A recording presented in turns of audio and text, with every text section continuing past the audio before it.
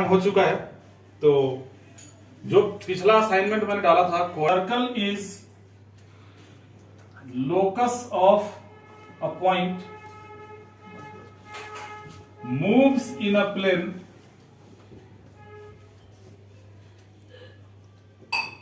in such a way that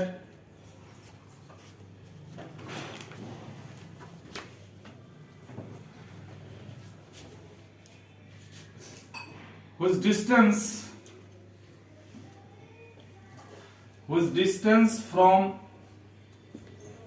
a fixed point is always constant।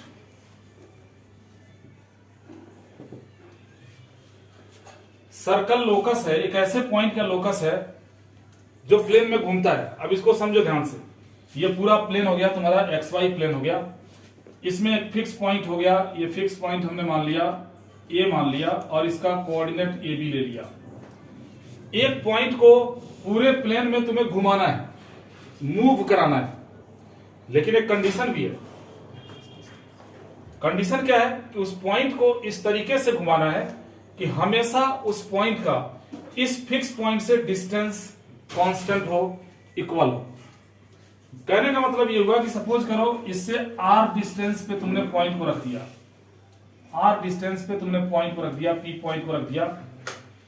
अब यहां से इस पी को हटा के कहीं और रखोगे, यहां रखो, यहां रखो, यहां जहां कहीं जहां मर्जी वहां रखो, लेकिन कंडीशन ये है कि जहां भी रखोगे वहां से इसका डिस्टेंस आर ही होना चाहिए। भाई आगे तो जा नहीं सकते, डिस्टेंस बढ़ जाएगा, करीब नहीं आ सकते, डिस्टेंस घट जाएगा। फिर इस पॉइंट को तुम्हें कोल्हू के बैल की तरह घुमाना पड़ेगा, कोल्हू के बैल की तरह घुमाना पड़ेगा। ऐसे ऐसे घुमाओगे, देखो कैसे घूम रहा है। और इसके घूमने से देखो पाथ बन रहा है, एक पाथ बन रहा है, बिंदु पथ बन रहा है, बिंदु का रास्ता बन रहा है। इसी पाथ को हम बोलते हैं सर्कल। सर्कल क्या है अगर ये पूछा जाए तो तुम ये थोड़ा ना बोलोगे कि जो गोल है वो सर्कल है ना। गोल तो स्फीयर होता है, सर्कल एक शेप होता है। सर्कल आप 2D में पढ़ोगे, 3D में सर्कल नहीं पढ़ोगे। ये आकार होता है, शेप होता है, गोलाकार। सर्कल का डेफिनेशन जब कभी भी देना होगा तुम यही बोलोगे कि एक फिक्स पॉइंट से कांस्टेंट डिस्टेंस पे किसी पॉइंट को घुमाने पे उस जो पाथ बनेगा वही सर्कल है। अब हम लोकस कैसे निकालते हैं?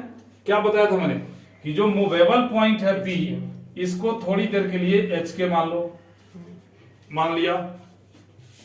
लेट किया हमने movable point is P H के। दूसरा स्टेप क्या था? मूवेबल पॉइंट को पी एच के मान लिया। सेकेंड स्टेप क्या था? दिए गए कंडीशन के अकॉर्डिंग इक्वेशन बनाना। कंडीशन क्या है कि ए से पी का डिस्टेंस आर है। अगर ये पी यहां रखोगे तो भी आर है, यहां रखोगे तो भी आर है, यहां रखोगे तो भी आर है, जहां रखोगे वहां पे आर है डिस्टेंस ये। यानी कंडीशन ये है AP is equal to R. अब यहां एपी फाइंड करने के लिए डिस्टेंस फार्मूला लगा दो, under root x2 minus x1 का होल स्क्वायर यानी h माइनस a का स्क्वायर, y2 माइनस y1 का होल स्क्वायर यानी k माइनस b का whole square is equal to हो गया r। रूट को हटाने के लिए स्क्वायरिंग कर दो, स्क्वायरिंग बोथ साइड्स। जब स्क्वायरिंग करोगे h माइनस a का square plus k minus b का स्क्वायर इज इक्वल टू हो जाएगा r स्क्वायर।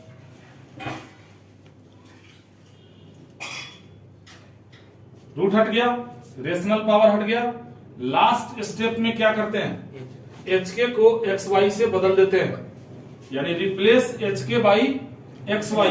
h की जगह पे x और k की जगह पे y डालोगे तो ये हो जाएगा x माइनस a का square plus k minus b का स्क्वायर इज इक्वल टू हो गया r स्क्वायर। इसे हम बोलते हैं k को y, k की जगह y होगा। हाँ y डाल दिया। इसको हम बोलते हैं standard form of circle, standard form of circle, ये सर्कल का स्टैंडर्ड फॉर्म है। कुल मिला के जब कभी भी आपको सर्कल का इक्वेशन बनाना होगा, आपकी रिक्वायरमेंट क्या क्या होगी? आपको सेंटर का कोऑर्डिनेट मालूम होना चाहिए और रेडियस मालूम होना चाहिए। अब ध्यान से देखो, सेंटर के कोऑर्डिनेट को कहां रखा गया है? एक्स और वाई के साथ माइनस में रखा गया है। रेडियस को कहां रखा गया है? राइट हैंड साइड में रखा गया है। कहने का मतलब ये होगा कि अगर कोई सर्कल तुम्हें मिल जाए x माइनस 1 का स्क्वायर प्लस y प्लस 2 का स्क्वायर इज इक्वल टू 5, इसका सेंटर कहां होगा? सेंटर होगा 1 कॉमा माइनस 2, 1 2 नहीं, माइनस 1 है तो प्लस 1 लेंगे और प्लस 2 है तो माइनस 2 लेंगे, ये सेंटर हो गया।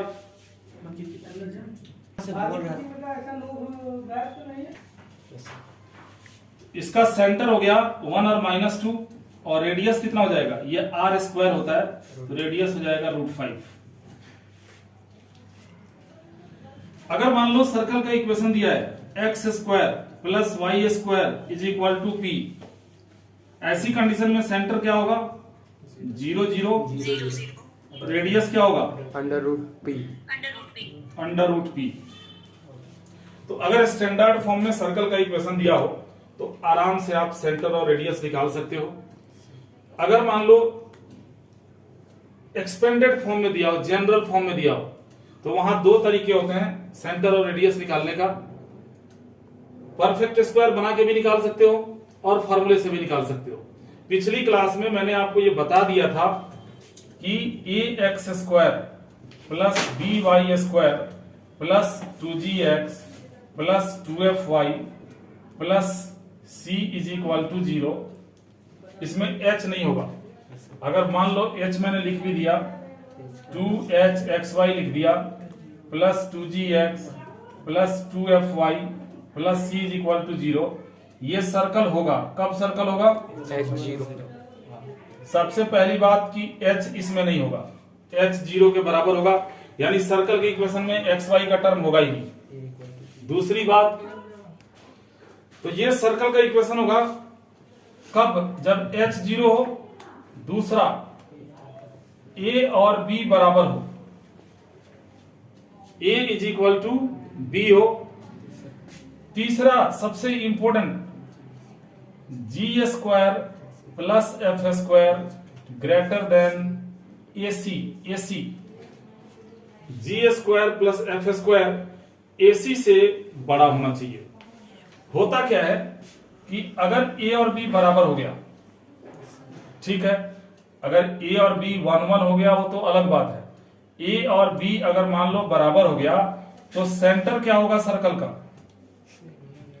Centre is equal to minus g by a minus f by a।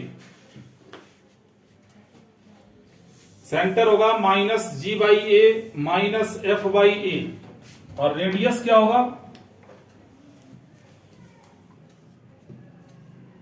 Under root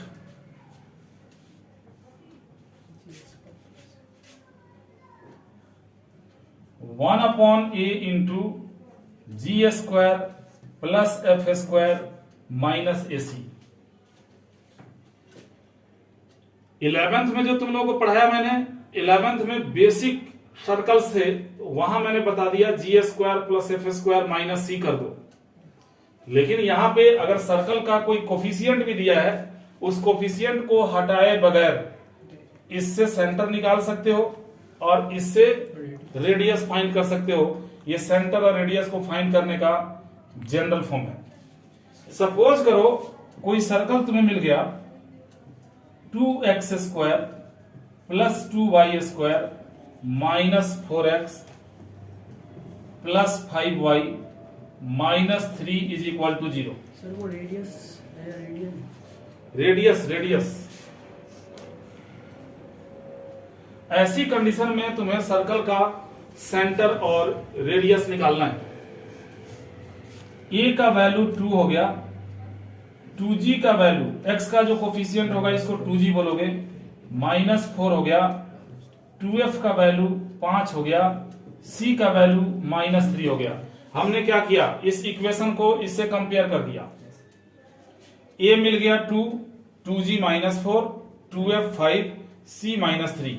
x के कोफिशियंट को 2g बोलते हैं, y के कोफिशियंट को 2f बोलते हैं, और जो कांस्टेंट वैल्यू होगा इसको c बोलते हैं। अब g की वैल्यू क्या होगी? -2। f की वैल्यू क्या होगी? 5/2। सेंटर डायरेक्ट लिखोगे -g/a, -g/a करोगे तो 1 हो जाएगा, -f/a करोगे तो 5/4 हो जाएगा। ये निकल गया तुम्हारा सेंटर।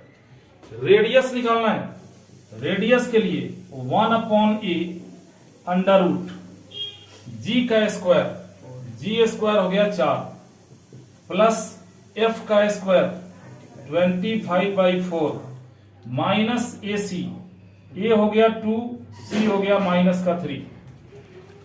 इसी को कैलकुलेट कर दो, 1/2 अंडर रूट एलसीएम हो जाएगा 4, 16 प्लस 25 प्लस 24, 6 4 जा 24 हो गया। ये जोड़ के हो गया √65/2, ये रेडियस निकल गया। 1/2 बाहर भी तो है। और 1/2 बाहर है तो अपॉन में 4 हो जाएगा। तो इसका सेंटर हो गया 1, -5/4 और रेडियस हो गया √65/4। अब मेरे को ये लगता है कि अगर स्टैंडर्ड फॉर्म में सर्कल दिया हो तो भी तुम सेंटर और रेडियस निकाल सकते हो, और जनरल फॉर्म में अगर सर्कल दिया है तो भी सेंटर और रेडियस फाइंड कर सकते हो। अब हम इसके आगे बढ़ते हैं।